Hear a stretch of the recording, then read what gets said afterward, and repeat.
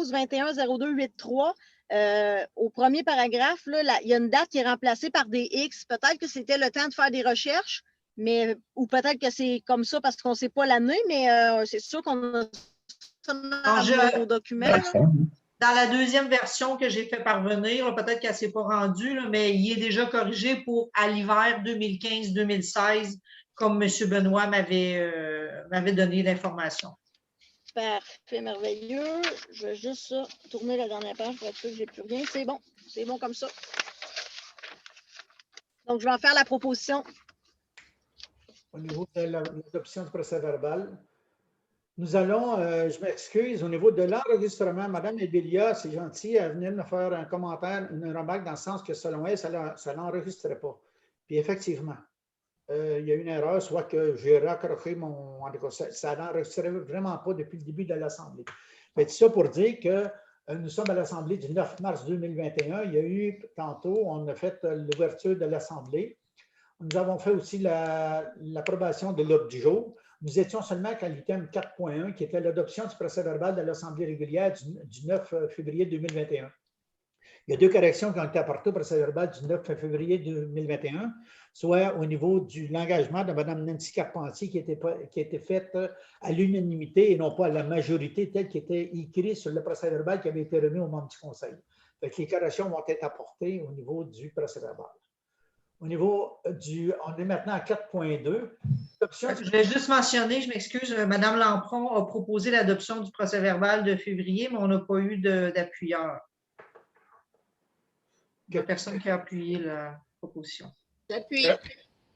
Mme Martel, merci. Maintenant, nous sommes à 4.2, adoption du procès-verbal de l'Assemblée extraordinaire du 15 septembre 2020.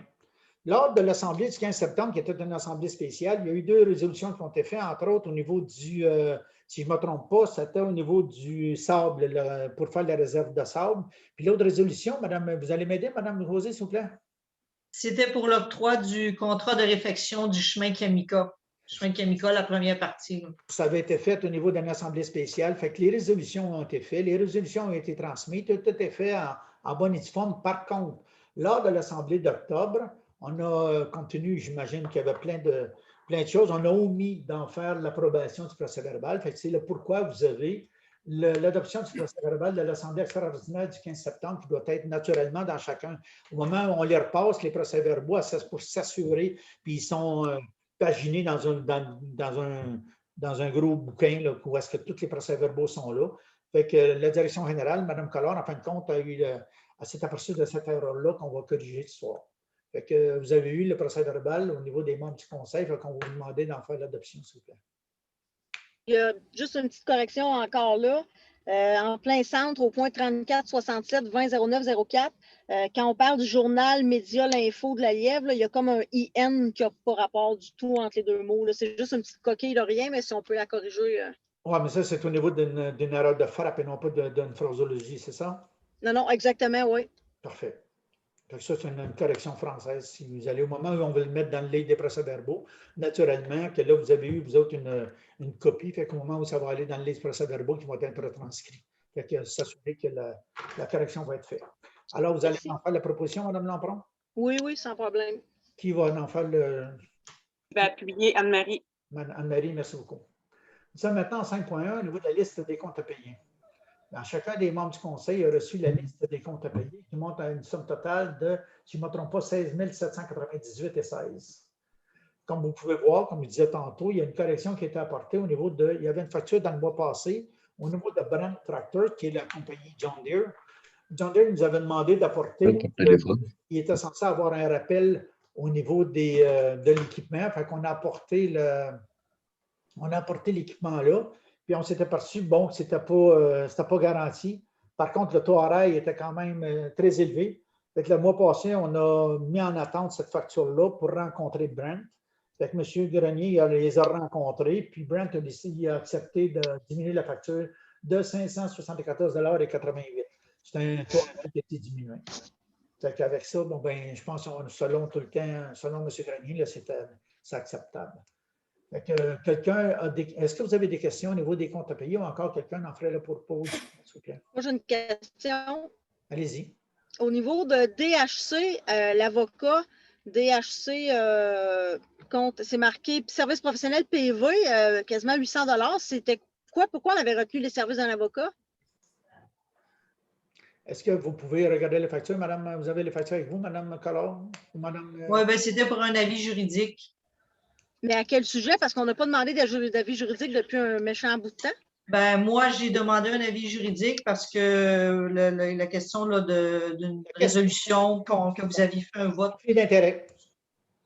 Quand Mme Lampron, vous savez très bien, au moment où vous avez, il y a eu la résolution, qu'il y a eu au moment qu'on on le voit dans le procès verbal, là, la résolution concernant l'engagement pas la résolution d'engagement, c'est la résolution au sujet de M. Vincent Diotte.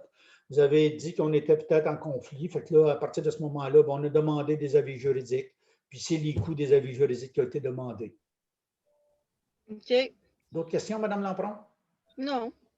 Est-ce que vous avez quelqu'un d'autre a des commentaires ou encore des questions concernant les payables? Oui, moi j'en ai une. Au niveau de Brent Factor, entretien de rétrograveuse, c'est quoi tout ce montant-là? C'est quoi exactement? C'est ce que je viens d'expliquer, Madame Martel. C'était le mois passé. C'est au niveau d'un bearing, à savoir la pièce comme telle. C'est au niveau de la transmission qu'il y a eu des réparations qui ont dû être faites. Transmission différentielle, le cocher qui ont été obligés de la séparer. Puis, il y avait, au niveau la facture était élevée parce qu'on croyait au départ, on croyait que c'était un rappel qu'il y avait au niveau de la rétrocaveuse. Puis, en fin de compte, ça ne faisait pas partie des rappels, donc la garantie ne s'appliquait pas. Par contre, compte tenu que le taux horaire est quand même très élevé, le mois passé, on a décidé de ne pas la payer, de rencontrer Brent, ce qui a été fait ce mois-ci. Puis Brent a accepté de donner un crédit que vous voyez là de 574,82. Ça va? Oui. Question au niveau des comptes à payer? Oui, j'en avais un autre aussi. J'avais aussi au niveau de location, André Pelletier, 2 essences camions. André Pelletier, mais ça, c'est le pétrole? OK. Ben, c'est pas du diesel à ce montant-là. Non, ben, habituellement, les camions sont gazés ici à Saint-Aimé-du-Lac-des-Îles, mais s'ils doivent aller à Mont-Laurier, qu'ils ont besoin de remplir, ils le font aussi à l'occasion. Ça arrive fréquemment qu'il y a des factures pour l'essence pour les camions. La grande majorité du temps, c'est ici, mais à l'occasion, ça arrive qu'on soit 1 ou 2 factures de Mont-Laurier. OK. Il ne faut pas oublier que c'est important, notre achat local. Alors, je faisais juste la remarque. Merci. Okay. Maintenant, nous sommes. Fait que là, quelqu'un va faire la proposition au niveau des payables? Je propose Anne-Marie.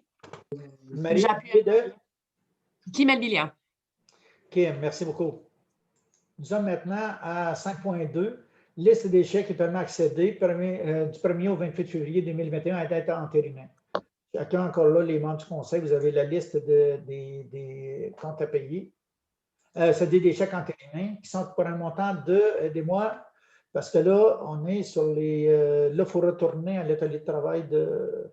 C'est combien le montant? Oui. Ben, c'est un montant total de 129 043,73, duquel il faut soustraire la liste des comptes à payer de février, qui était de 31 823,13. Parce que le logiciel nous le sort de même, on n'a pas le choix. Parfait. J'ai une question pour José. Moi, quand on dit les chèques entérinés, est-ce que ça comprend aussi des virements Interac ou autres, où on fait vraiment encore tout comme dans le passé par chèque que M. Lac doit signer? Non, quand vous regardez sur la liste que vous avez en main, ce qui est écrit C, c'est des chèques qu'on sort et qu'on envoie par la poste. Tout ce qui est écrit L, c'est des paiements qu'on fait en ligne. Donc, c'est sûr qu'il y en a encore beaucoup par chèque, mais on les augmente de plus en plus, ceux qu'on fait en ligne, là, de plus en plus. Mais il y a certains fournisseurs qui n'offrent pas ce service-là non plus. Là. Il y en a de moins en moins, ça aussi, qui ne l'offrent pas, mais bon, on tend à s'en aller là-dessus le plus que possible. Quand on fait, Mme Lampron, pour de l'information aussi, c'est quand on fait des paiements, que ce soit par virement, encore d'autres chèques, La majorité, ben, c'est quasi à 100 Puis je ne parle pas d'Hydro-Québec. Oui, bon, il y a des paiements d'Hydro, des paiements de Télébert.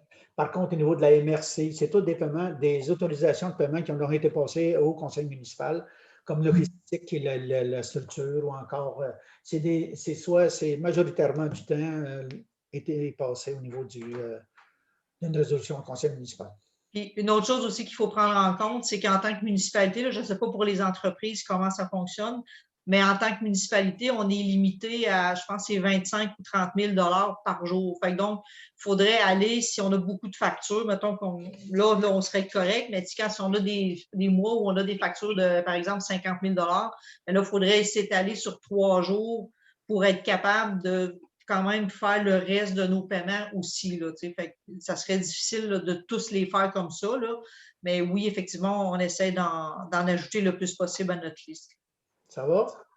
Des questions? On ne vous entend pas, Mme Lampron. Vous êtes fermé votre micro. Allez-y, madame. Regardez la liste, c'est qu'il y a beaucoup de fournisseurs là-dedans que j'ai en commun aussi dans mon entreprise. Là, produits sanitaires des Hautes-Laurentides, distribution SBC, tout ça, c'est tout des commerces avec lesquels on peut faire facilement un virement. Donc, ça simplifierait un petit peu vos tâches, un petit peu moins de temps pour le maire, un petit peu moins de temps pour la direction générale. En tout cas, regardez pour essayer de peut-être forcer ça un petit peu. Ben, il y a une différence aussi entre un virement et le paiement de fournisseurs. Ce n'est pas la même chose. Nous, en tant que municipalité, souvent, exemple, on a des citoyens qui voudraient nous faire leur paiement par virement et ce n'est pas possible pour une municipalité de faire ça. Donc, il faut faire attention, là, le virement et non, mais on parle de paiement de fournisseur avec un spécimen chèque, là, comme vous faites. Là. Même chose, oui. Mais c'est ça. Il y en a qui nous le fournissent, évidemment. C'est sûr qu'on n'a pas le temps de courir après chacun des fournisseurs non plus pour avoir leur. Quand ils nous les envoient par la poste ou par courriel avec leurs factures, ben, habituellement, on les ajoute là. OK.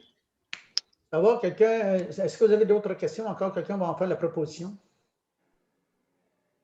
Je propose, Mme Lampron. Mme Lampron, appuyé de? Appuyé Anne-Marie. Anne-Marie, merci beaucoup. Nous sommes maintenant au niveau du... juste un instant, je vais prendre mon ordre du jour. En 5.3, registre des salaires à payer. Comme vous pouvez le voir sur la liste, c'est-à-dire il y a un montant de 27 824,9.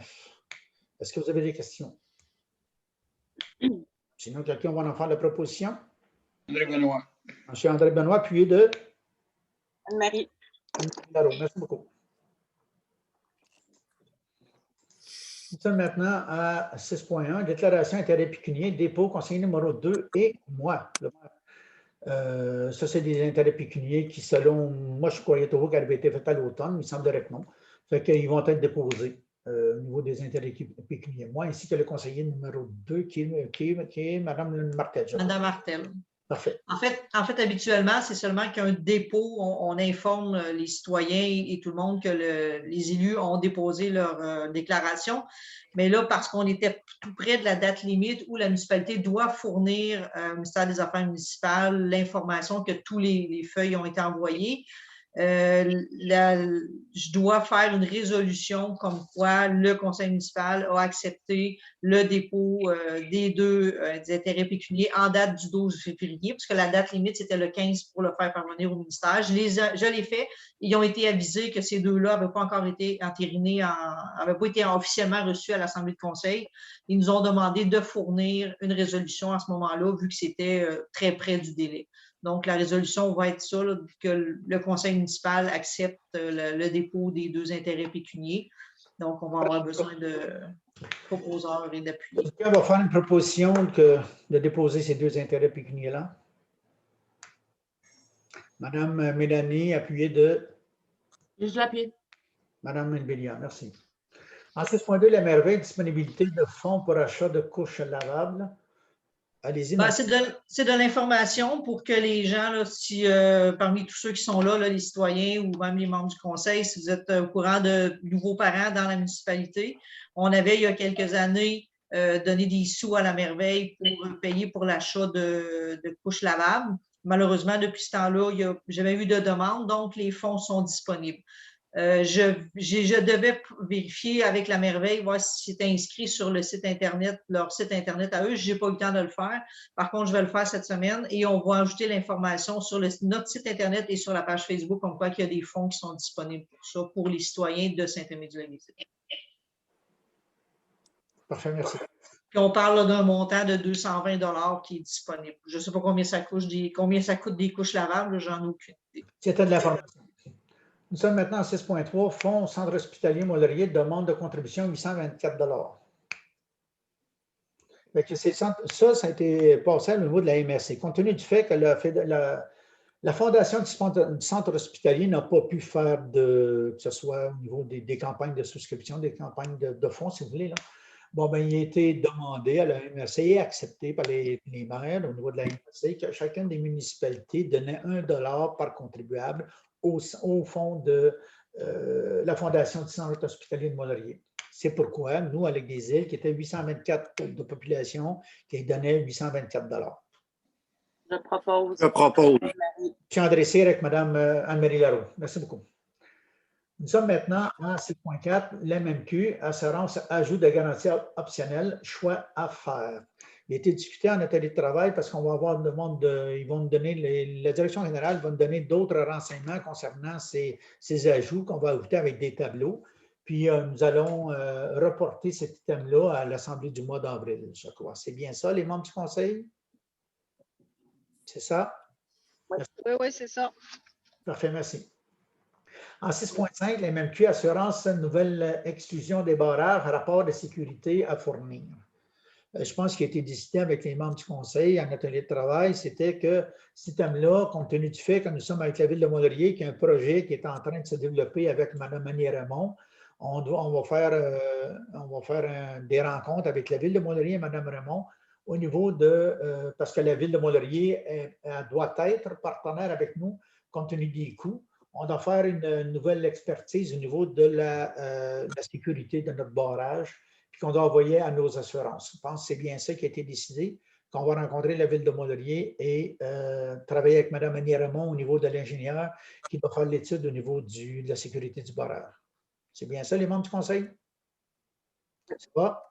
Le système-là, 6.5 aussi, va être retiré. C'est-à-dire qu'il va être reporté à l'Assemblée du mois d'avril. Autant que possible, j'espère qu'on va pouvoir avoir les renseignements à cette date-là. En 6.6, la MMQ, assurance, réduction des montants de couverture pour 3 emplacements. Là-dessus, soit Mme Carpentier ou encore Mme Collas, si vous voulez prendre la parole, s'il vous plaît. Bien, si Mme Carpentier permet, là, je ne sais pas si elle a trouvé le document dans ses… Je vais te laisser y aller, Josée, parce que tu connais les 3 emplacements mieux que moi. Parfait. Donc, dans le tableau des emplacements fournis par l'assureur, au terrain de balle, il y avait 2 items. Le premier était la roulotte. Ça, c'est évalué correctement, il n'y a aucun problème. Sauf qu'il nous ajoutait 2 remises. En fait, ça incluait la remise verte et la toilette sèche. Ils mettaient, eux, une évaluation de bâtiment de 77 000 $ et des poussières. Après évaluation avec Sylvain, on en est convenu que 10 000 $, c'était amplement, surtout que les toilettes sèches vont être démolies si ça n'a pas déjà été fait, là. La remise qui est là vaut amplement 10 000 $. Donc, il faut diminuer la valeur de la couverture d'assurance parce que c'est trop élevé. Le deuxième emplacement, c'était au quai public. On parlait de 44 770 $. Bon, avant, il y avait là aussi, il y avait le quai. Ça inclut le quai, évidemment, mais il y avait aussi toilettes sèches, petits cabanons, des choses comme ça. Maintenant, bien, on n'a seulement que le quai. Donc, avec Sylvain, on a évalué ça à peu près à 30 000 $, là, que c'était suffisant. Ensuite, il y avait à la plage. Bon, avant, on avait 2 remises, il y avait une toilette sèche, il y avait un espace pour se changer, 1 ou 2 espaces pour se changer. Et il y a évidemment les clôtures qui sont évaluées là-dedans, tout. Là. Il parlait, puis ça n'inclut pas les modules de jeu. Ça, c'est des équipements à part. Et il nous parlait de 29 000 $. Avec Sylvain également, on s'est dit que 10 000 $, là, il y a plus de. Il va peut-être avoir un petit cabanon qui va être ajouté si on a éventuellement un sauveteur, puis il y a la chaise du sauveteur qui va être fait. Donc, pour 10 000 $, là, on couvre suffisamment. Les assurances, pour les augmentations de valeur, ils n'ont pas besoin de résolution. Par contre, pour les diminutions de valeur, ils nous demandent une résolution pour confirmer que le conseil est bien au courant qu'on diminue la couverture là, des équipements, ce qui, dans ces 3 cas-là, est très nécessaire. Là. Une petite question, Mme Collard. Quand vous dites la toilette sèche au quai public, elle ne fait plus partie des bâtiments, pour quelle raison que la toilette sèche est plus installée au quai public? Non, mais ce que je veux dire, c'est qu'à l'époque où on a eu les premières assurances, c'est comme il y a 2 ans, je crois, il y avait une toilette portative bleue. Avant ça, de mémoire, là, ça fait longtemps, mais il y avait des toilettes en bois sèches qui étaient là. Ils ont été retirés, ce qui est probablement parce qu'ils n'étaient plus conformes là, aux exigences. Là. Ça va, fait qu'on va demander. Est-ce que les membres je comprends la distinction, merci. Est-ce que les membres du conseil ont d'autres questions? Est-ce qu'il y a quelqu'un en faisant la proposition, s'il vous plaît? Au niveau de la diminution, c'est comme Mme Collard nous a expliqué. Mme André. M. Andressé, c'est bien ça? Oui. Merci. Oui. Nous sommes maintenant en 6.7, Caisse de jardin, autorisation de signature pour et au nom de la municipalité à signer les effets bancaires. Mme Nancy Carpentier, la nouvelle personne qui est engagée au niveau de la direction générale. Et naturellement, dans le normal, ce serait moi qui est maire, M. André Benoît qui est maire suppléant, Mme Josée Collard, excusez-moi, et Mme Nancy Carpentier. Et ou naturellement, c'est deux personnes. Ça va? Est-ce qu'il y a une proposition là-dessus, s'il vous plaît? Je vais proposer. Madame Je propose Anne-Marie. Anne-Marie, merci beaucoup. Est-ce que vous aviez des questions au départ? Ça va? Merci. Maintenant, nous sommes en 6.8. Développement des terrains de la montagne, mandat pour l'arpentage. Comme vous savez, nous avons, compte tenu qu'on vous a envoyé le renseignement de ça, ça fait quand même à l'autre de 3 semaines, un mois, là, concernant un mandat qui serait donné au niveau de l'arpenteur pour faire les terrains, cadastrer des terrains au niveau de la montagne. On a trouvé la semaine dernière qu'on y a apporté à M. Rubidou une carte. Cette montagne-là a été cadastrée ou sinon dessinée, si tu veux, par la MRC en 1990. On s'entend, ce n'est pas d'hier que les gens travaillent là-dessus au niveau du conseil municipal pour regarder la possibilité de vendre ces terrains-là. On a rencontré, moi et M. Tommy Millette, la semaine dernière, M. Remidou, qui va nous faire 2 ou 3, il va nous emmener des idées. Il va regarder la possibilité, il va regarder la topographie, il va regarder ces choses-là, puis il va nous arriver avec 2 ou 3 suggestions qu'on va, au moment où il va nous les apporter, on va faire une assemblée au niveau des membres du conseil, un atelier de travail, pour que vous puissiez mettre au courant, puis que vous regardiez ensemble, qu'on décide au niveau de quelle façon on veut y aller. Là, ce qu'on a besoin ce soir, c'est une autorisation de mandater pour faire M. Rubidou, la firme Rubidou, au niveau de l'arpentage des terrains de la montagne.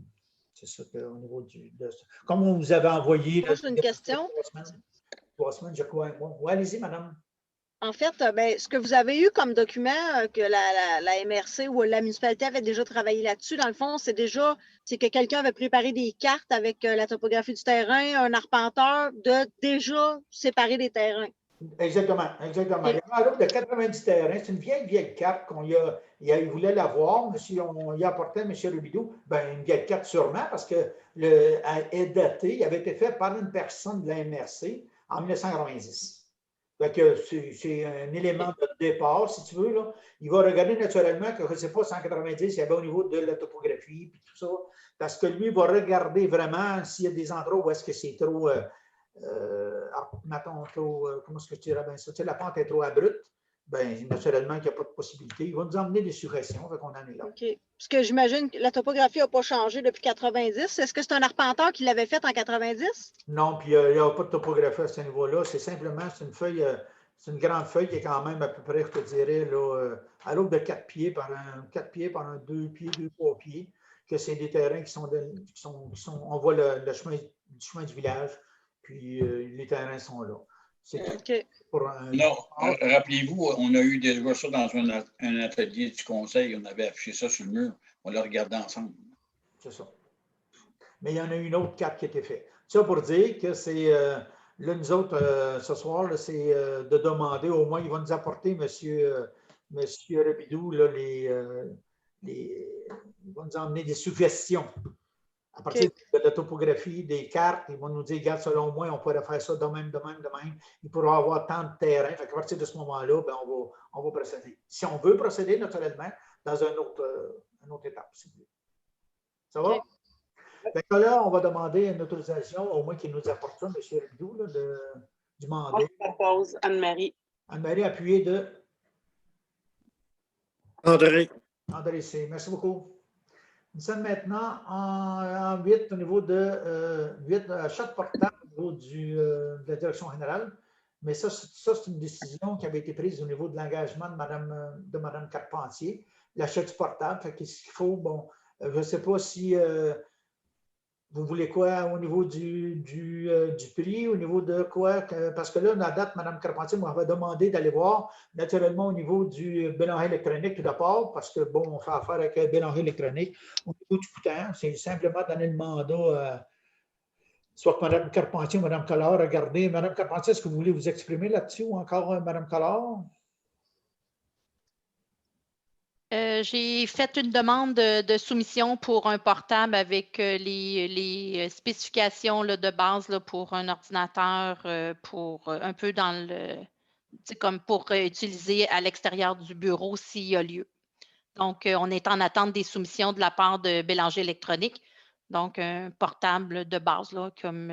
Madame, je ne sais pas si c'est ce que les membres du conseil veulent. Est-ce que c'est une enveloppe que vous voulez, un montant que vous voulez ajouter à cet item-là ou encore simplement donner l'autorisation à Mme Carpentier de regarder l'acquisition d'un portable? Comment est-ce que vous voulez fonctionner au niveau des membres du conseil?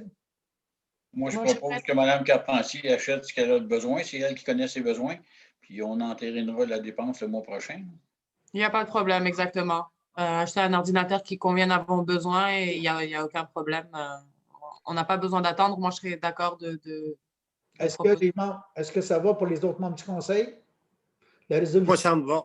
ça va aller. Fait que quelqu'un va en faire la proposition. André C. André Cyr, appuyé de Madame Lampron. Mme Lampron, parfait. Merci beaucoup. Merci. Au niveau de 6.10, déroulement des assemblées de conseil. Ça a été apporté par Mme Lampron. Si vous voulez y aller, Madame. Oui, en fait, on a un petit peu l'avis des conseillers. Au niveau des rencontres de conseil, la loi au niveau provincial a été amendée, a été modifiée depuis le COVID pour permettre justement aux gens de siéger par les moyens technologiques disponibles, que ce soit par vidéoconférence, comme on est en train de faire, ou par appel téléphonique, ou peu importe. Donc, ce que je voulais apporter aujourd'hui, c'était avoir, premièrement, l'avis des conseillers. Je ne sais pas si on est… en fait, il faudrait y aller par résolution là, si on veut que ce soit valide, mais c'est que, dans le fond, la municipalité de Saint-Aimé-du-Lac-des-Îles, on arrive en 2021, puis on accepte et on autorise nos conseillers, conseillères et maires et directrices générales au besoin à assister aux rencontres de conseil par les moyens technologiques disponibles et légales.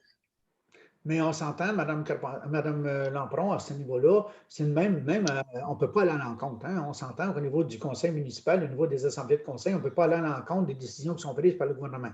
Le gouvernement autorise que les assemblées de conseil soient faites en Zoom.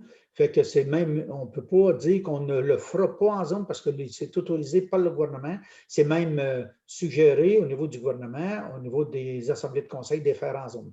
Fait que si les membres du conseil veulent se prononcer, s'il y a lieu, s'il y a besoin, ou je ne sais pas, là, Mme Lampron, vous voudriez quoi? Une résolution autorisant les membres du conseil à aller en Zoom comme le gouvernement l'autorise? Bien, moi, ce que je veux, M. le maire, c'est qu'on puisse partager les moyens. Je vous donne un exemple. Si dans, je ne sais pas, un mois, on n'est plus en zone rouge, on est en orange, mais que les gens, on peut se mettre en présentiel, mais qu'exemple, une personne ou deux personnes auraient des symptômes ou ne pourraient pas y aller pour quelque raison que ce soit, c'est qu'on puisse mixer les modes pour assister aux rencontres. parce qu'un jour, ça va être redevenu autorisé en présentiel. Là, c'est interdit, mais moi, ce que j'ai lu, en tout cas, c'est que les moyens technologiques vont être autorisés à long terme, dans le fond, au niveau pour minimiser les déplacements, pour toutes sortes de raisons, parce que les gens sont habitués maintenant au télétravail, puis on ne se le cachera pas, ça va être malheureusement pour certaines personnes, ça va être un peu l'avenir. Fait que moi, je veux vraiment qu'on puisse utiliser tous les moyens en tout temps, tant que la loi va le permettre, là, que les gens puissent assister par le moyen qu'ils décident, si jamais ils ne peuvent pas être en présentiel. C'est pas juste que ça se tienne toujours en Zoom, c'est que ce soit un partage. Là. On pourrait être 6 en Zoom, puis 2 en présentiel, ou 6 en présentiel, 2 en Zoom. C'est ce que j'apporte. Là. Pour ce qui est des assemblées de conseil, je n'ai vraiment pas de problème là-dessus pour ce qui est moi personnellement. Par contre, c'est naturellement qu'on va suivre les recommandations de la part du gouvernement. Absolument. Les membres du conseil ont des choses, les autres membres du conseil. M. André Benoît, allez-y donc. Oui, monsieur le maire. Moi, je vais vous dire, aussitôt que le gouvernement va faire en sorte qu'on va pouvoir être en présentiel pour rencontrer nos citoyens. Moi, je suis capable de vous parler comme ça. J'aime bien voir tout le monde. Mais je pense que nos citoyens qui viennent s'asseoir dans une salle et qui nous écoutent, ils apprécient ça. Moi, je souhaiterais qu'aussitôt qu'on puisse être en présentiel, qu'on revienne comme on était avant, puis qu'on ajoute un Zoom, ça, je n'ai pas de problème avec ça. Mais moi, c'est ma volonté qu'on puisse servir notre population avant eux, devant eux, et répondre à leurs questions. Ce n'est pas la même chose, pas du tout qu'on peut faire avec le Zoom. Quoi qu'on est capable de se débrouiller dans le moment, le gouvernement nous donne cette opportunité-là, la loi nous le donne, mais le service à notre population, c'est autre chose. Totalement d'accord avec vous, M. Benoît. Un mix encore là, on est en présentiel si on le peut, puis s'il y a un problème, on peut participer par Zoom. C'est parfait comme ça. On s'entend, Mme Lampron, que la résolution, on peut la faire, mais la résolution va être effective au moment où on va avoir le droit d'être en présentiel au niveau des assemblées de conseil. On s'entend? Oui, absolument. Fait qu'allez-y, quelqu'un veut faire une proposition, puis si les membres du conseil vont l'appuyer, la voter, si jamais il y a lieu. Ben moi, en faire une, M. le maire, je propose qu'aussitôt que le gouvernement nous donne le droit d'être en présentiel, qu'on revienne officiellement avec la présentielle et qu'on puisse ajouter un élément Zoom. Pas de problème avec ça. En fait, c'est la je ne sais pas s'il y a des gens qui peuvent... Parfait. J'appuie. M. C., vous aviez un commentaire? Non, ben, j'étais entièrement d'accord avec ça. Puis que le Zoom ne devienne pas une excuse pour ne pas se présenter. C'est tout. Là-dessus, moi, tiens, m'a fait du pouce là-dessus, M. C. Parce qu'il ne faut pas oublier une chose. Hein? Les membres du conseil, comme moi, les membres du conseil, on est rémunérés. On est rémunérés pour faire un travail pour notre population. Fait que je pense qu'il faut faire ce pourquoi nous sommes rémunérés. C'est-à-dire qu'on doit travailler pour la municipalité. S'il y a des gens qui pensent que si on fait un excellent travail en distance, il y a lieu de le faire. Mais il faut quand même le faire. Fait que moi, il faisait du pouce sur ce que M. C. C'était un commentaire que je voulais vous apporter. Fait que tout ça pour dire que M. Benoît il a fait une proposition. Quelqu'un va l'appuyer ou encore d'autres? Je l'ai appuyé, M. Diotte. Mme Lampron va l'appuyer. Est-ce que des gens demandent le vote? Ça va pour l'ensemble des membres du conseil? Ça va? Ça va, oui. Maintenant, nous sommes en 6.11, diffusion des assemblées du conseil, station Hibou. Ça, Mme Carpartier, vous voulez y aller, s'il vous plaît? Oui. Alors, bon, Mme Collard avait regardé pour l'achat d'un hibou. Il y avait des recommandations qui avaient été demandées à la ville de Lac-des-Écorces. Monsieur Benoît, je crois que vous êtes également allé sur place pour constater l'installation. Oui. Donc, moi aussi, de mon côté, j'ai fait des recherches concernant le hibou. On a un enjeu d'acoustique avec la salle en bas communautaire. C'est-à-dire que oui, le hibou pourrait servir pour l'enregistrement puis se déplacer quand les gens parlent, mais au niveau de la qualité du son qui pourrait en sortir, présentement, il y a un enjeu. Donc, on est à regarder avec Mme Collard. On a eu des propositions excusez-moi, de carrés en cuir. Puis là, je dis cuir, là, c'est sûrement pas du vrai cuir, là. Insonorisation. D'insonorisation. Puis des panneaux. Des panneaux acoustiques. C'est ça, exactement, qui pourraient. Et on regarde cette possibilité-là, mais également une autre possibilité, je pense qu'il y a un comité qui a été également mis sur pied pour mettre en valeur les photos historiques et présentes de la municipalité. Donc, on regardait également si on ne pouvait pas faire de très grandes photos et qui servirait également d'acoustique. Donc, ce projet-là est encore on est en train de regarder toutes les possibilités qui seraient données. Madame Lampron a communiqué avec moi, c'est moi qui ai communiqué avec Madame Lampron cet après-midi. Il semblerait que le budget avait été accordé là, depuis au moins 3-4 mois. Donc, ce n'est pas un projet qui va être reporté, mais on veut vraiment maximiser le son et puis le visuel pour cette installation-là. Donc, M. Benoît est allé faire moi aussi, j'aimerais aller voir avec Mme Collard l'installation. Des fois, les salles ne sont pas tous pareilles. Et puis, donc, on pourrait vous revenir avec les démarches rapidement. Là. Je sais que c'est une demande là, que les gens accèdent. Et puis, effectivement, le Zoom, ce n'est pas toujours idéal. Et puis, si jamais, comme vous dites, on fait du présentiel, puis qu'il y aura des gens qui seront également en Zoom ou tout autre médium qui sera choisi pour la diffusion des assemblées, que ça soit optimisé, là, puis qu'il n'y ait pas de coupure de son, puis que le son sonne bien, puis que tout l'aspect technique d'ouvrir les micros, fermer les micros. Donc, c'est à ça qu'on va travailler dans les prochaines semaines, Mme Collard et moi. Moi, j'ai une petite question, Mme Carpentier, parce que je vois votre micro que vous avez sur la tête. Puis, honnêtement, je vous entends super bien. Il n'y a aucun écho. Je trouve ça merveilleux. C'est-tu quelque chose qui serait possible? Puis, je lance une idée parce que je ne suis vraiment pas technologique, que ça éviterait peut-être des dépenses encore là, même si ça a été autorisé. C'est que si on est en présentiel, toute la gang dans la salle, ou peu importe qu'il y en a un ou deux en Zoom, mais mettons, on est en présentiel, puis on fait quand même, comme présentement, un Zoom, puis avec chacun un casque d'écoute comme toi. Me semble, à moins que je me trompe, mais me semble que ça réglerait peut-être notre problème, puis ça ne coûterait pas une scène. C'est-à-dire que oui, effectivement, ces micros-là sont conçus effectivement là, pour atténuer le bruit. Il y a également des modalités qu'on peut faire dans Zoom pour atténuer tous les bruits de fond. Je ne sais pas si c'est quelque chose qui a été regardé, là, comme ce n'est pas moi qui a dirigé le début de l'Assemblée, mais c'est toutes des possibilités effectivement qu'on pourrait avoir. Puis effectivement, je recommande ça. Même les AirPods, là, des petits écouteurs là, qu'on met, là, ça aussi, c'est incroyable au niveau du son, mais aussi pour entendre très, très bien.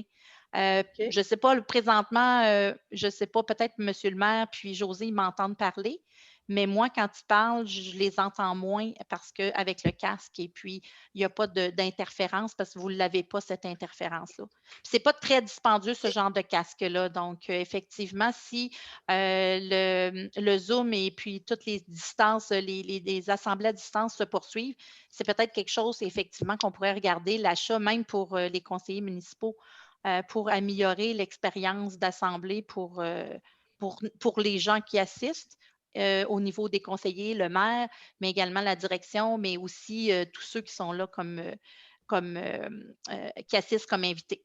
C'est exactement Dans le fond, Mme Carpentier, ce qui avait été décidé aussi de discuter au début pour ce qui était du hibou, c'est que nous, même si ça revient en présentiel, on veut être capable d'offrir le service aux citoyens, que nos réunions vont toujours être filmées, en fait. Donc, c'est juste pour une petite précision, là, dire que ça ne sera pas seulement utile le temps qu'on va être... Non, j'avais compris. Le besoin était qu'on continuerait. Puis effectivement, un peu comme Mme Lampron le disait, on est en 2021 et puis on doit avoir à notre disponibilité là, tous les moyens techniques. Là.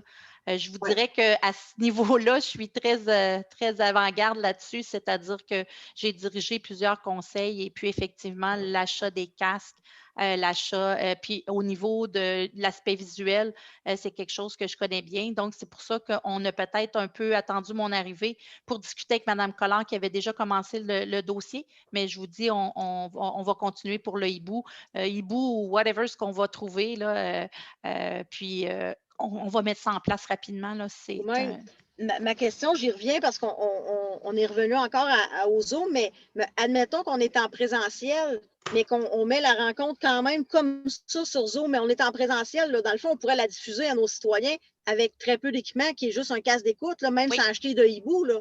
Oui, bien, il faudra voir là, si ça sera un moyen, parce que c'est ce que j'ai parlé un peu avec M. Diot, c'est qu'on peut faire des assemblées hybrides qu'on appelle, c'est-à-dire qu'il y a une partie de l'assemblée qui est en présentiel, mais que ceux, pour une raison qui ne peuvent pas être présents, ou tout simplement des citoyens qui veulent rester à partir de la maison, et non, je ne parle pas de symptômes, mais tout simplement qui aiment mieux de l'assister à partir de la maison. Donc, ça sera à voir si on a justement des assemblées hybrides, puis c'est probablement ce qui va demeurer après la COVID aussi.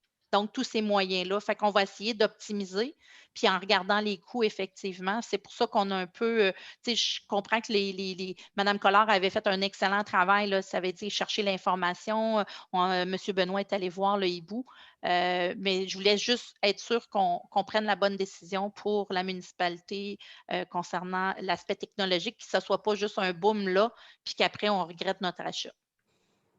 Écoutez, si vous avez l'occasion de jaser les gens, peut-être les fonctionnaires, parce que moi, j'ai rencontré M. le maire, il m'a expliqué ça correctement. Je pense que c'est bien.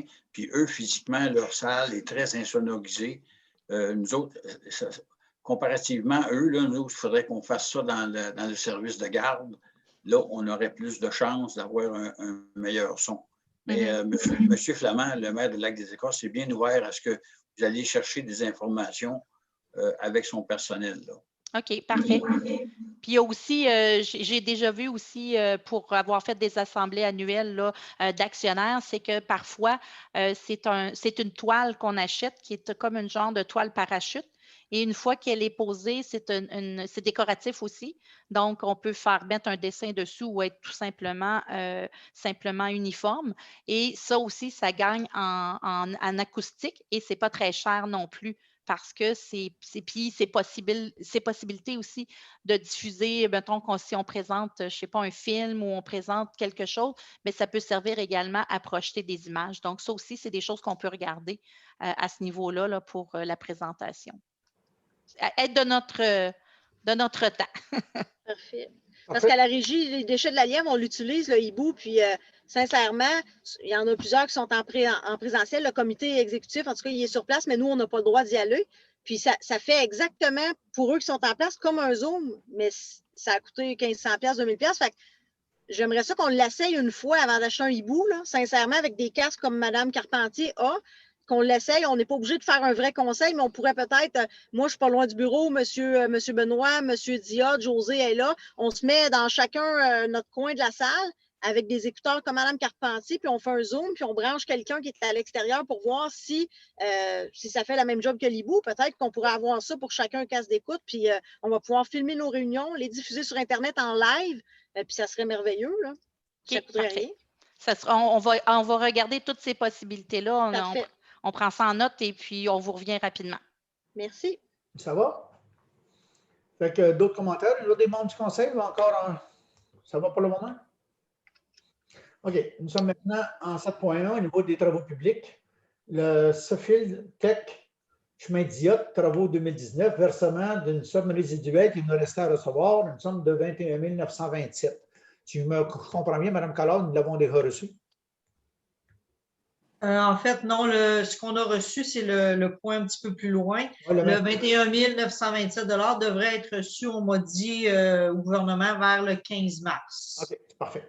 Donc, c'est ce qui restait, là, oui, effectivement, à recevoir sur les travaux qu'il y a eu sur le chemin Diot. Vous n'avez pas besoin de résolution, c'est simplement de l'information. Non, c'est juste l'information que ça va être déposé d'ici peu. Parfait, merci beaucoup. En 7.2, au niveau de la MRCAL, la municipalité régionale, le renouvellement du BNE, 299 $. Là-dessus, il va falloir, il y a un travail, ça c'est le bail qu'on a au niveau de la sablière au lac, dans le bout du lac Gaucher. Je pense qu'il faut regarder les gens, essayer de collecter ce qui nous est dû, c'est-à-dire le 50 quelques sous la tonne, parce que là, nous, on paie le bail, compte tenu que ce n'est pas un bail exclusif, il y a d'autres personnes qui prennent du sable. C'est important de s'assurer que la redevance nous est payée. Il va falloir faire un travail là-dessus parce qu'on sait qu'il y a du sable il y a possiblement de sable qui a été pris là en 2020. Puis bon, il faut s'assurer de la redevance. Pour le moment, du moins, en 7.2, c'est l'autorisation faire une résolution concernant le renouvellement du bail pour une somme de 299. Oui, et juste une parenthèse, quand on va chercher du sable, il faut demander une permission, un droit à la MRC et on paye selon ce qu'on va chercher, puis on doit avoir les bons aussi qui sont reliés à ça. Mais il y a des argents qui sont dus au niveau du 56 sous la tonne à la municipalité. Oui, mais ça doit être la MRC qui vous le remet, je ne sais pas trop. Ben, c'est ce que Mme Collard, pouvez-vous prononcer là-dessus? La responsable m'a dit qu'en avril, elle m'enverrait un rapport pour janvier, février, mars. J'en déduis donc qu'on aurait dû en recevoir un en janvier pour octobre, novembre, décembre. Puis j'ai vérifié avec Mme Léonard, puis on n'a pas rien reçu, là. J'ai de la difficulté à le croire qu'en octobre, novembre, décembre, il n'y a rien eu. Et si on rétroactif là, en juillet ou septembre, je ne me souviens pas avoir vu passer autre chose non plus, là. Remarquez, à ce moment-là, j'étais bien occupée là, avec le départ imminent de Mme Pilote. Là, donc, je n'ai pas vraiment fait attention à ça. Je n'ai pas vraiment posé les questions pour cette période-là. Mais octobre, novembre, décembre, je suis à peu près certaine qu'en janvier, on n'a rien reçu. Donc, elle me dit qu'elle va m'envoyer en avril un rapport pour janvier, février, mars. Il faudrait que je la recontacte, voir avec elle si les autres mois précédents, il y a eu quelque chose. Mais de mémoire, je n'ai pas rien vu passer. Mais ce qui est important, c'est de faire un suivi là-dessus, que les argents, mettons que compte tenu du fait qu'on ce n'est pas un bail exclusif, s'assurer que les gens qui prennent du sable là-dedans, la cote-part au niveau de la municipalité. Est-ce que quelqu'un a fait la proposition au niveau du bail de 299 $? André Benoît. André Benoît, appuyé d'André C. Merci beaucoup. Au niveau du 7.3, au niveau du PEV, le volet PPA, versement de 25 000 $, amélioration chemin de Quémica. Ça, c'était la subvention qu'on était dû de recevoir discrétionnaire de Mme la députée provinciale. Oui, celle-là, chemin Constantino. OK, parce que vous avez dit qu'Amica, c'est bon. Excusez-moi. Non, c'est pour le chemin Constantino et celle-là, elle a été reçue et déposée déjà à la caisse. Ça va? C'était l'info, Mme Collard, vous avez besoin d'un réseau?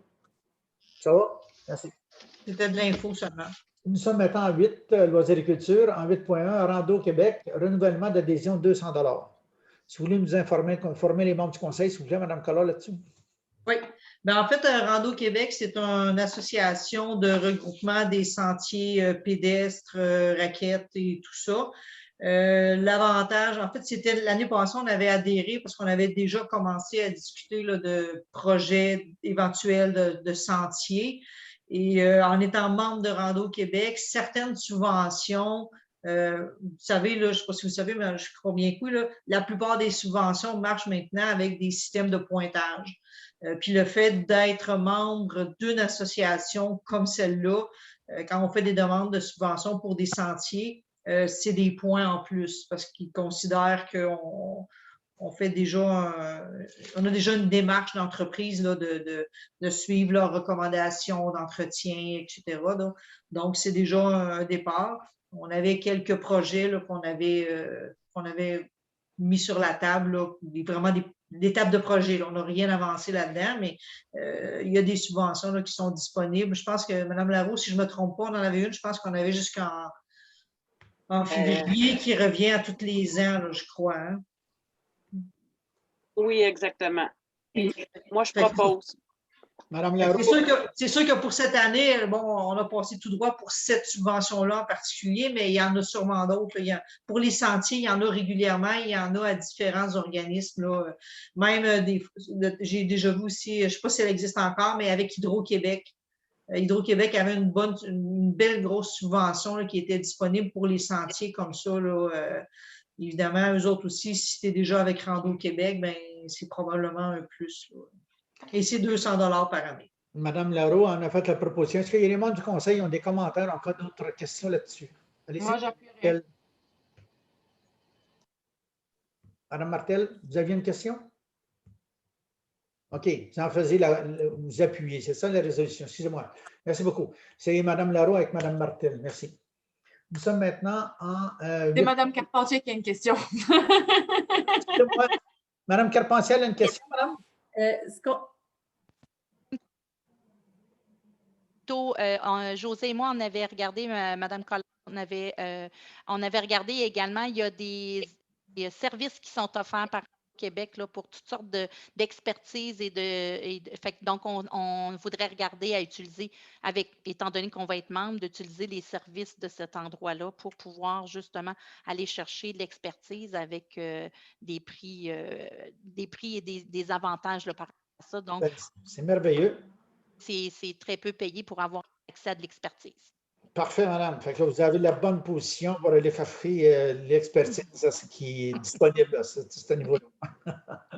Merci, madame Carpentier. Au niveau nous sommes maintenant à 8.2, camp de jour, horaire et autres détails. Madame José Collard, s'il vous plaît. Allez-y donc là-dessus. Au niveau de 2021, je pense que c'était le point de Mme Lampron qui voulait savoir, il arrive à quoi en 2021 concernant le camp de jour? Bien, présentement, 2021, si toutes les consignes sanitaires restent les mêmes, ça risque d'être la même chose que l'été passé, donc des heures réduites comparativement à l'année précédente, des groupes réduits, le nombre d'employés réduit aussi. Évidemment, on doit respecter les critères de bulles, les groupes d'âge qu'on doit respecter. C'est tout établi par le ministère et c'est absolument pas nous là, qu'on les détermine. Par contre, c'est sûr que ce que ça amène, la diminution de groupe, c'est moins d'argent qui rentre, puis bon, on a tout ça. Par contre, on n'a eu aucune même pas petite ouverture, aucune petite information, quelle qu'elle soit. On a fait la demande, j'ai fait la demande là, dans les temps requis là, pour les subventions d'emploi d'été Canada pour 2 moniteurs. J'ai eu aucune réponse, aucune même pas mention de bon, d'ici peu, vous allez avoir des réponses. Là, présentement, on est au point zéro, là, si je peux dire ça comme ça. On n'a aucune information sur ce qui va se passer. Dans le meilleur des mondes, c'est sûr que ce qu'on voudrait, c'est revenir à ce qu'on était avant, ouvrir à 7h30, quitter à 17h30, avoir notre grand groupe de 30 à 35 enfants, comme on s'est déjà rendu avec nos 3 moniteurs qui s'échangent les heures pour être capable que tout le monde fait un 30-35 heures et tout le monde est content, et tout le monde est satisfait des heures qu'ils font et tous les parents sont satisfaits du service et des heures qu'ils reçoivent. Malheureusement, l'année passée, on a dû restreindre tout ça à cause des consignes de la COVID. Mais comme je vous dis, présentement, on n'a aucune indication de rien. Aussitôt qu'on va en avoir, c'est sûr que ça va être affiché sur le site Internet. C'est sûr que ça va être affiché sur la page Facebook de la municipalité. C'est sûr que ça va être, on a aussi une page Facebook, un groupe Facebook privé, même, je dirais plus que privé, c'est secret. C'est seulement les parents dont les enfants sont inscrits au camp de jour. On met des photos des activités, fait qu'il n'y a personne qui a accès, sauf les parents qui sont invités directement. Fait que les informations vont être là-dessus aussi. Il y a le panneau, évidemment, qu'on va s'en servir. Présentement, j'ai déjà commencé à recevoir des inscriptions et ce que je dis aux parents, c'est ce que je viens de vous dire. C'est qu'on espère pouvoir offrir le même service qu'on offrait en 2019, mais que présentement, je ne peux même pas dire ça s'enligne comme 2020 parce qu'on ne le sait pas non plus. On est au point où on attend des réponses de partout. Madame Collard, est-ce que je pourrais vous demander de répéter ce que vous nous avez expliqué tantôt en atelier, le pourquoi là, aux citoyens, le pourquoi que l'année passée, les heures ont été réduites et tout ça?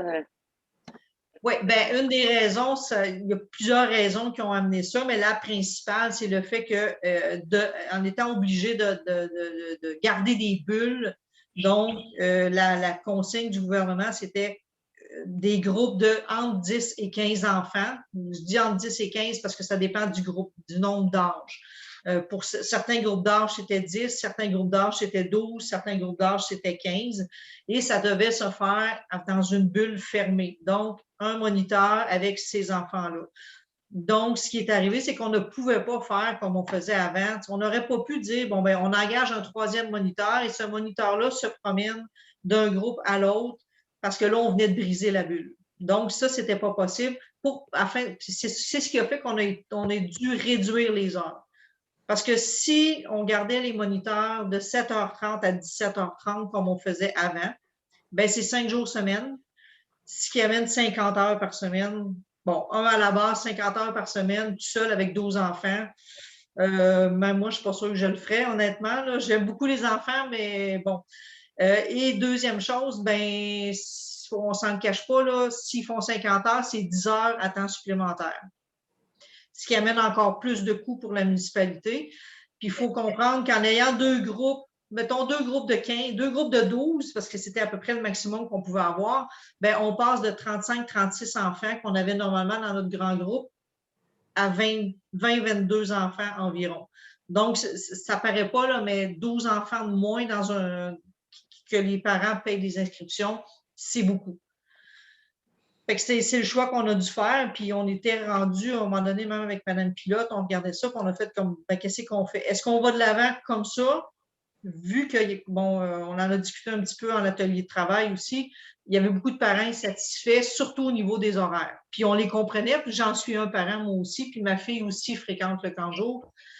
Fait qu'on avait le choix, c'était soit on l'offrait de cette façon-là ou on ne l'offrait pas du tout.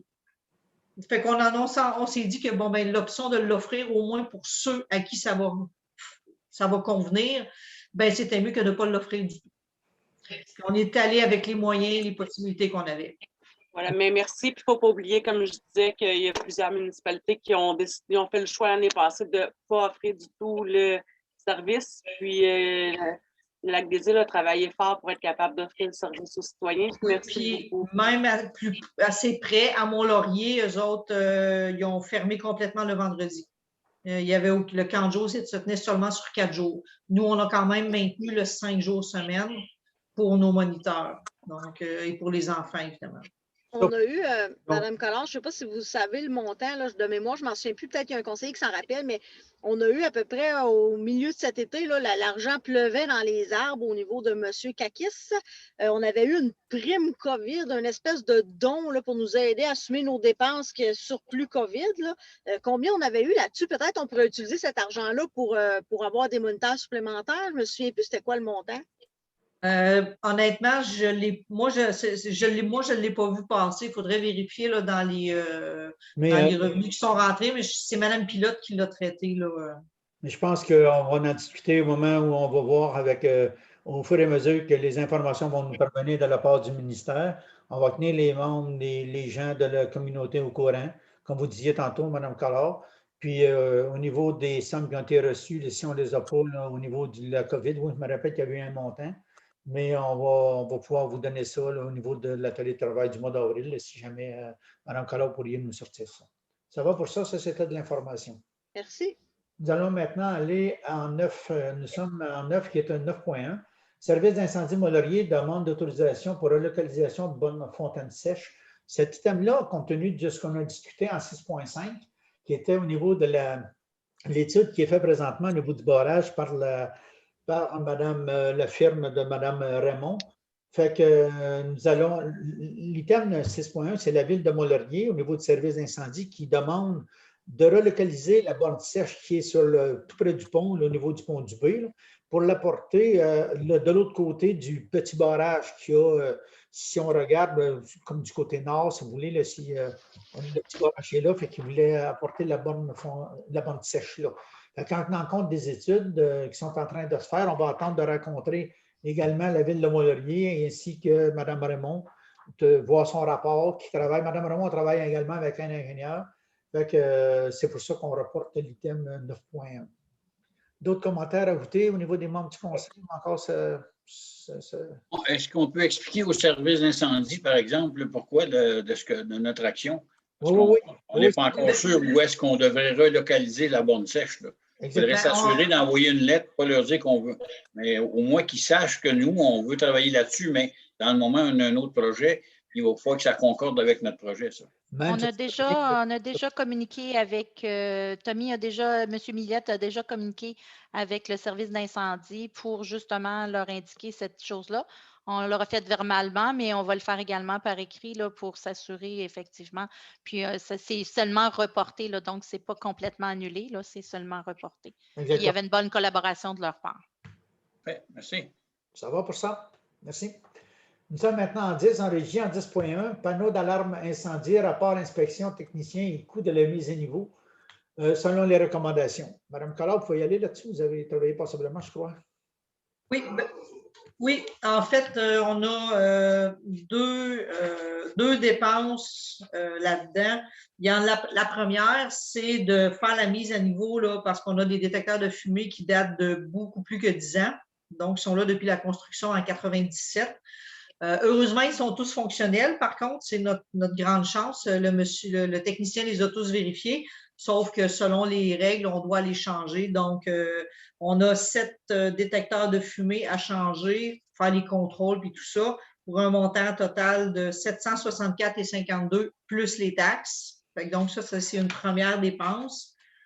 Ensuite, ils doivent, excusez-moi, là, je suis juste en train. La deuxième, c'est de raccorder la bibliothèque à notre système d'alarme. Parce que présentement, à la bibliothèque, il y a des détecteurs de fumée, mais qui sont vraiment locaux. En fait, c'est des détecteurs de fumée électriques, mais qui sont un peu comme vos détecteurs de fumée à la maison. Ça veut dire que si le système d'alarme part dans la bibliothèque, au moment où nous, on est dans le bureau ici, on ne l'entendra pas.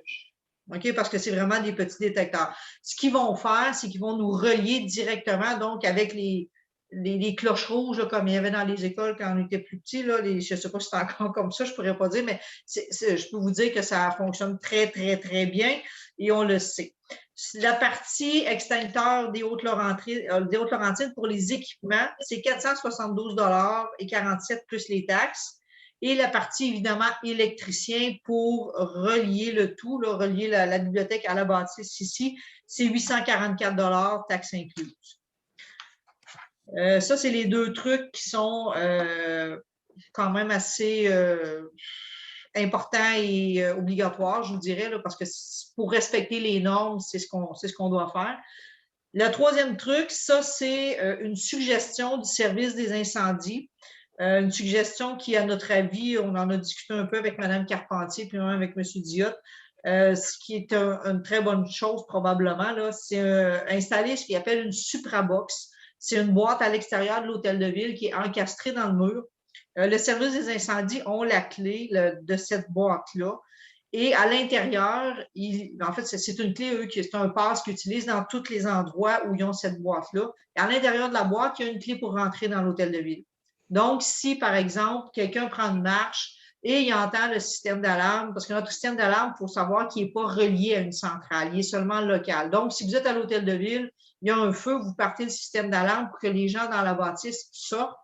N'oubliez pas de téléphoner le 911, parce que si vous attendez que les pompiers arrivent, ça n'arrivera pas là, parce qu'on n'est pas relié.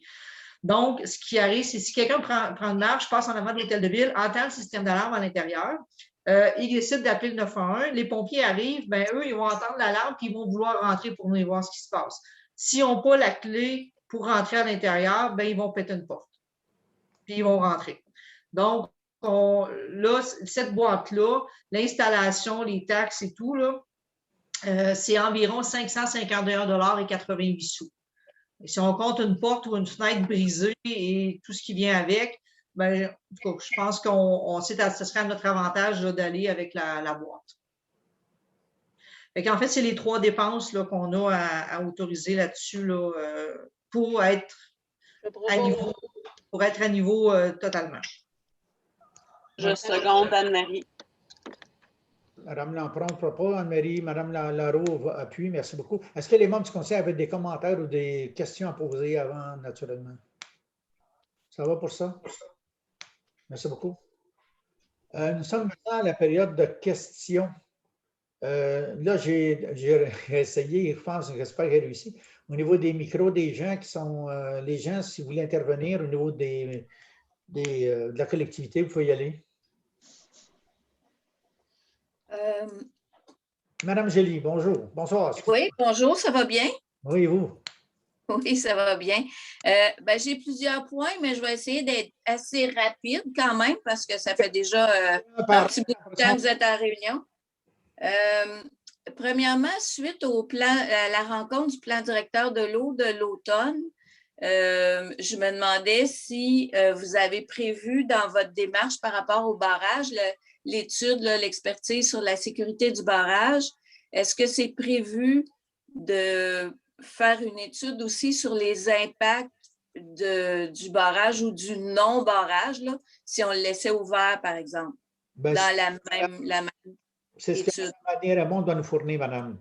Mme OK. Raymond va travailler à avoir conseiller avec un, je ne sais pas si c'est un ingénieur ou comment est-ce que c'est un biologiste ou quoi, au niveau de tout l'impact de ça. Parce que nous autres, ce programme-là là, qu'on a, compte tenu, pourquoi Mme Raymond, qu'on est rendu avec Mme Raymond, pourquoi ça, c'est à cause de la plage. Quand on a fait la plage municipale, on avait une somme d'argent dans l'ordre de 15 à 18 000 à donner comme compensation. 16 000, oui. C'est assez élevé, en tout cas. Puis nous, on avait suggéré le barrage, ça avait été accepté par le ministère. C'est pour ça que Mme Raymond, c'est dans comme la phase de payer la pénalité qu'on était dit devoir en tenant compte du fait qu'on allait démancher des choses au niveau de l'eau. Bon, ben, c'était cette partie-là. C'est pour ça que Mme Raymond, quand elle nous a rencontrés il y a de ça quelques semaines, bon, ben, elle nous a fait part qu'elle va travailler, elle va nous arriver avec justement ça. L'impact, ça serait quoi? Puis toutes ces choses-là, ces questions-là, ça a été assez préliminaire quand même au niveau de, c'est une première rencontre naturellement, mais elle va nous revenir avec ça concernant ces détails-là. OK, bien merci beaucoup. L'impact physique pour le lac, c'est bien important parce qu'au départ, on dit, bon, si on roule ça, on restera toutes les drops en bon québécois, les drops ouvertes, bon, ben, il y a possibilité que l'eau il baisserait quand même passablement. On va regarder tout l'impact, comment est-ce qu'on doit faire, puis c'est tout ça. OK. Bon, ben, j'en ai plusieurs, là, mais la question, dans le fond, les deux autres questions, c'est peut-être pour avril. On avait parlé aussi qu'à Mont-Laurier, sur les terrains riverains, ils demandent que la couverture végétale qui est conservée soit de 60 %, tandis qu'à Lac-des-Îles, c'est de 30 %.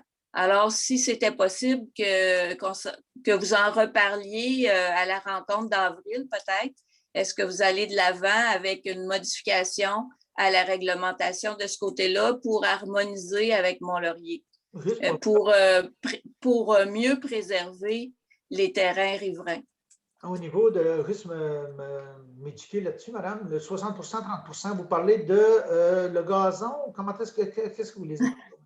Non, bien justement, que ça ne devienne pas du gazon.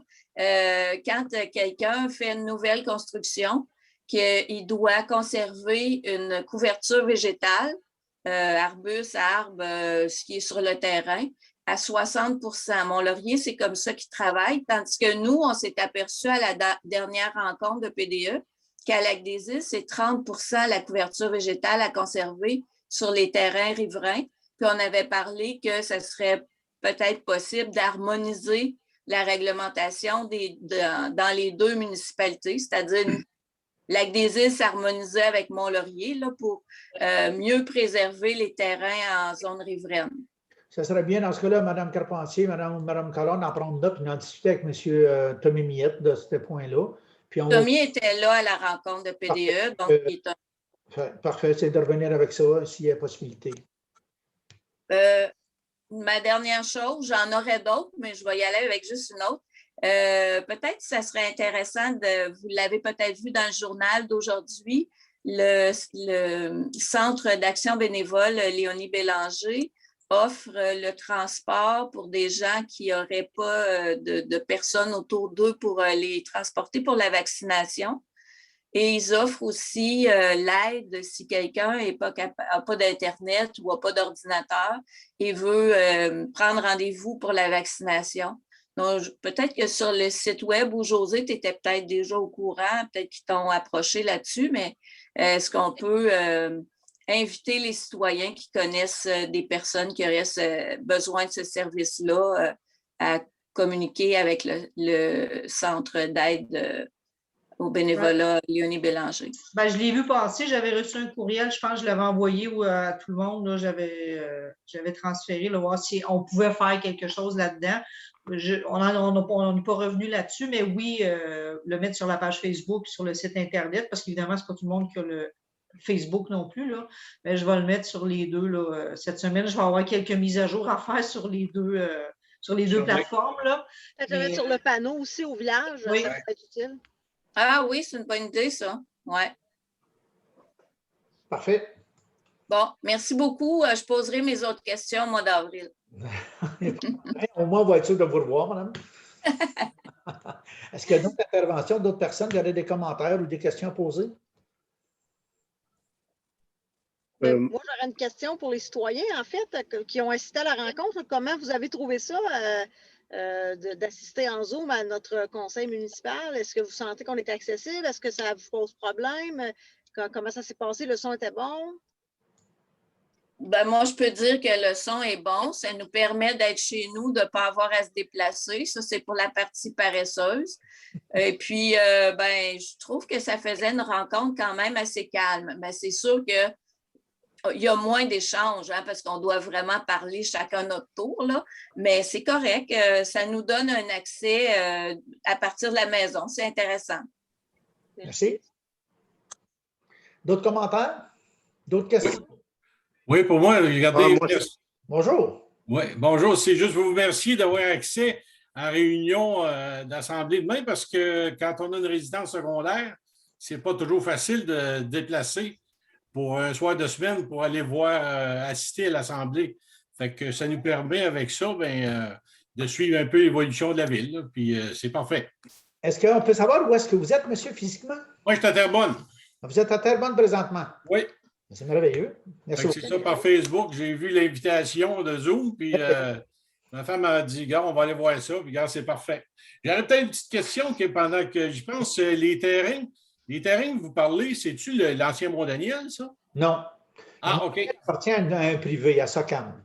C'est OK. vrai, monsieur, quand vous connaissez bien le lac des Îles, quand vous emmenez au village du lac des Îles, oui. à votre gauche. Ah, OK. Quand vous montez pour vous emmener à l'église, comme ils sont à votre gauche, c'est la montagne qui est là, il y a quand même passablement d'arc. Où il y avait les 3 terrains à vendre dernièrement, l'année passée ou il y a 2 ans? Ben, c'est toute la montagne en arrière, oui. Bon, ben, en tout cas, regardez. En tout cas, merci beaucoup pour l'Assemblée. J'avoue une chose, c'est parfait. Bon, ben, c'est bien gentil. On vous remercie beaucoup, monsieur. Et un beau merci aussi pour les employés municipaux parce que le chemin est très bien ouvert. J'arrive la semaine passée d'aller au chalet, puis ça a été numéro 1. Ben, c'est très gentil. On va le faire part, monsieur. Merci. D'autres interventions, d'autres questions? Sinon, on va se quitter. Moi, j'ai. Allez-y, M. Sey. Bon. Je voulais savoir s'il y avait eu des développements à propos du rapport d'inspection générale des ponts couverts. Les 2 municipalités, je pense qu'ils ont communiqué ensemble. Non, le rapport. On en est où? Le rapport, M. Sey, qui a été fait, il y a une partie, il a été fait pour le Guézis, c'est-à-dire que M. Sylvain Grenier, il a eu le rapport, il a fait l'étude à savoir comment est-ce que ça coûtait, puis il en a fait part, lui, pour ce qui est du 2e pont au niveau de la municipalité de Quémica. Comme on a dit, avant de mettre de l'argent là, on doit rencontrer le ministère des Transports. Fait qu'on va se mettre avec la municipalité de Quémica pour rencontrer le ministère des Transports avant, parce que nous autres, notre partie à nous, qui est le premier pont, devrait être en autour de 13 500, 14 000. Donc, on attendait que Mme Carpentier soit bien ancrée dans son siège pour venir avec nous, travailler avec nous au niveau du ministère des Transports pour les contacter, pour dire, bon, écoute, ben, c'est bien beau une facture, mais il faut quand même avoir l'argent qui va avec. Fait qu'on en est là, à savoir s'il y a d'autres développements suite à ce que M. Grenier a fait. Non, il n'y a pas eu d'autres développements. Demain, je dois parler avec le maire de Quémica. J'ai 2 dossiers à y faire part, fait qu'il m'a fait part de ce dossier-là également. Parfait. Ça va? D'autres interventions, d'autres questions?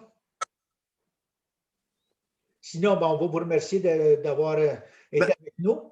Puis on va vous souhaiter bonne soirée. Madame Carpentier. Madame Carpentier, c'est vous? C'est fou que je ne la vois pas sur mon écran. Allez-y. Ah, OK. Madame juste là.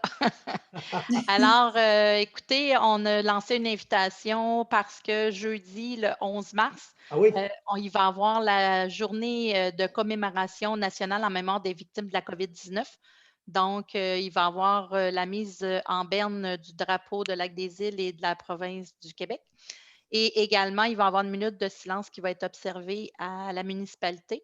Alors, donc, j'ai invité les conseillers, le maire et les employés, mais on invite également les citoyens s'ils veulent se joindre à nous à la municipalité, en respect des distanciations sociales et du port du masque et de toutes les mesures sanitaires. Mais s'il y a des gens qui veulent se joindre à nous, vous êtes les bienvenus. À quelle heure? C'est à 13 heures que doit se faire la minute de silence. Donc, je dirais que peut-être un petit 5-10 minutes avant le début. Donc, on sera là avec tous les employés qui sont disponibles à ce moment-là. Va y être. Oui, parfait. Merci, M. Cyr. Ça va? D'autres questions, d'autres interventions? Ceux que je ne vois pas, nommez-vous. Moi, en fait, c'est une intervention qui va être très courte là, par rapport aux commentaires qu'il y a eu tantôt des conseillers à propos du Zoom là, qui ont laissé un petit peu sous-entendre qu'en étant pas présent en présentiel, on faisait moins notre travail. J'ai eu à faire des recherches aujourd'hui pour le sujet de l'ordre du jour dont on a discuté un petit peu par courriel. Là. Puis j'ai repassé au complet la formation rôle et responsabilité des élus. Je vais d'ailleurs la partager, la formation que j'avais faite. Ça fait quand même longtemps, ça fait 8 ou 9 ans. C'est ma première année en tant que conseillère. Je vais la repartager aux autres conseillers qui voudront la reconsulter parce que ce n'est peut-être pas des documents que vous avez conservés, mais bon, qu'on soit là présentiel ou non, le rôle d'un conseiller est vraiment comment je vous dirais ça, pas limité, là, mais notre rôle et nos responsabilités, là, je pense qu'on emmène un petit peu plus large qu'on le devrait dans plusieurs points au niveau de la municipalité. Puis c'est vraiment pas une critique envers vous. Là, je m'en suis rendu compte en regardant vraiment nos rôles et responsabilités. On en prend, je pense, déjà un petit peu trop qu'on devrait. Est-ce que les élus ont le droit de faire? Fait que je pense qu'on devrait juste la reconsulter. Puis moi, je trouve qu'à date, en tout cas, tout le monde en fait plus que ce qu'il devrait. Là. Moi, je pense que tout le monde travaille fort, puis c'est très positif, mais en même temps, il faut quand même se rappeler que moi, en lisant ça, en tout cas, ça m'a un peu remis à ma place, dans le sens où il y a certaines choses où on va devoir peut-être se limiter un petit peu, mais je vais vous le partager en tout cas, puis regarde, je vous félicite que vous soyez présentiel ou non, je trouve que vous faites un super travail. Mais dans l'intervention qui avait été faite, Mme Lampron, si je peux me permettre, c'est sûr qu'il y a plein de choses, comme vous dites, qu'un conseiller ne peut peut-être pas faire. Donc, il y a plein de choses qu'on peut faire, que ce soit au niveau du développement de la municipalité. Il y a des choses qui n'ont même un bénévole pourra le faire, pas besoin d'être membre du conseil. En tenant compte du fait que le conseiller est rémunéré, c'est ce système-là que moi, je me dis qu'il faut s'assurer. Chacun des membres du conseil, puis moi en particulier, puis tous les membres du conseil aussi, que nous rapportons au moins à la municipalité ce pourquoi nous sommes rémunérés. C'était l'intervention pour l'enfant. Oui, absolument, mais il ne faut pas oublier que oui, on peut emmener large, mais chaque personne qui fait des actions au nom de la municipalité, que ce soit des recherches, que ce soit des approches auprès de certaines personnes, doit avoir été mandatée par le conseil. Même moi, parfois, je fais des recherches dans certains dossiers pour les apporter au conseil. Je n'ai pas été mandatée nécessairement par le conseil, puis je sais qu'il y a beaucoup de conseillers qui le font aussi, même qui se déplacent pour aller cogner à des portes ou autres, puis c'est correct, mais il faut vraiment être mandaté par le conseil. Là. En tout cas, je vais la renvoyer. On va juste se rafraîchir un petit peu la mémoire. En tout cas, moi, ça m'a fait du bien de la lire là, parce que je pense qu'il y a des fois où je vais vraiment demander au conseil le mandat précis pour être vraiment à l'intérieur du cadre. Là, puis vraiment respecter le rôle et les responsabilités de chacun. Là. Parfait, merci. D'autres membres du conseil aimeraient s'exprimer ou encore d'autres questions? Moi, je pense qu'il y a une formation qui se donne exactement pour ça, pour savoir c'est quoi notre rôle. Puis ça serait comme le fun qu'on puisse la suivre. Je l'avais demandé dans le passé, mais ça n'avait pas abouti. Alors, je fais ma demande de nouveau. Là. Au niveau de la FQM, il y a beaucoup de choses qui se donnent au niveau de la FQM. Puis que chacun des membres du conseil peut aller sur le site de la FQM, regarder ce qui se donne au niveau des formations. Puis après ça, mais s'il y a des coûts, il en fait part au conseil municipal qu'il aimerait ça suivre telle formation, que le coût est de temps. Les membres du conseil en prennent une décision, savoir s'ils autorisent ou non la dépense. C'est comme ça que je ne pense pas qu'il y a eu en aucun temps, au niveau d'une formation qu'une personne voulait suivre, il y a eu des restrictions faites à ce niveau-là. En tout cas, je vais revenir avec ça. Merveilleux. Est-ce qu'il y a d'autres interventions ou d'autres questions? Ça va aller? On va vous remercier de votre présence et on va vous souhaiter une bonne fin de soirée. Merci beaucoup. Merci beaucoup. Merci à tous. Bonne soirée. Pardon, il faut faire la levée de l'Assemblée, Monsieur le maire. Ouais. Je croyais qu'on l'a fait. Allons-y. Levée de l'Assemblée. Qui propose? Je propose Anne-Marie. J'appuie. Anne-Marie. Anne-Marie, je propose. Mine, j'appuie. Merci beaucoup. Merci. Bonne soirée. Bonne soirée. Bonne soirée à tous. Bonsoir. Bye bye.